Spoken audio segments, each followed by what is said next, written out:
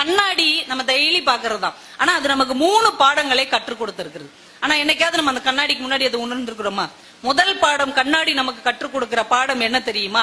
நாம முன்னாடி நின்னோம்னா நம்ம குறைகளை அப்படியே சுட்டி காட்டும். கூட்டியும் காட்டாது, குறைச்சும் காட்டாது. என்ன குறையோ அதை அப்படியே காட்டும். இது மூலமா நமக்கு என்ன தெரியுது? நம்ம சொந்தக்காரங்கிட்டயோ நண்பர்கள்ட்டயோ ஒரு குறை இருந்தா உள்ளதை உள்ளபடியா சுட்டி காட்டணும். ஏற குறைய சொல்லி ஐயோ நீ இப்படி பண்ணிட்டு அவ்வளவுதான் உன் ஜோலியே முடிஞ்சு போச்சு அப்படிலாம் எக்ஸ்ட்ரா ஃபிட்டிங் போடாம இதுதான் உன் குறை, இதை நீ சரி செஞ்சுக்கிட்டா நல்லது அப்படின்னு உள்ளதை உள்ளபடி மட்டுமே சுட்டி காட்ட வேண்டும் என்பது கண்ணாடி நமக்கு கற்றுக் கொடுக்கிற முதல் பாடம். 2வது பாடம் நமக்கு என்ன தெரியுமா? கண்ணாடிக்கு முன்னாடி நிற்கும் போது மட்டும்தான் அது நம்ம குறைகளை காட்டுமே தவிர கண்ணாடியை விட்டு நகர்ந்த உடனே அது மௌனமாக இருக்கும்.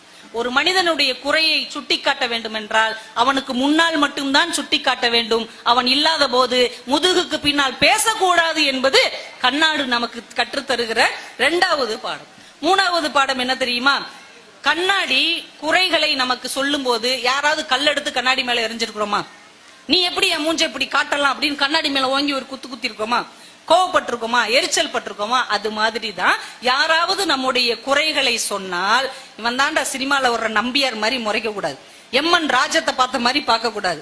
நம்ம கிட்ட அந்த குறை இருந்தால் அந்த குறையை சரி செய்து கொள்ள வேண்டுமே தவிர குறை சொன்னவர்களை எதிரிகளாக மாற்றி வெறுக்க கூடாது. கண்ணாடியை போல இயல்பாக இருக்க வேண்டும் என்பது கண்ணாடி நமக்கு கற்றுத்தருகிற 3 முக்கியமான பாடங்கள் என்பதை ஒரு கவிதை படிக்கும் போது நமக்கு இத்தனை சிந்தனைகள் விரிகிறது.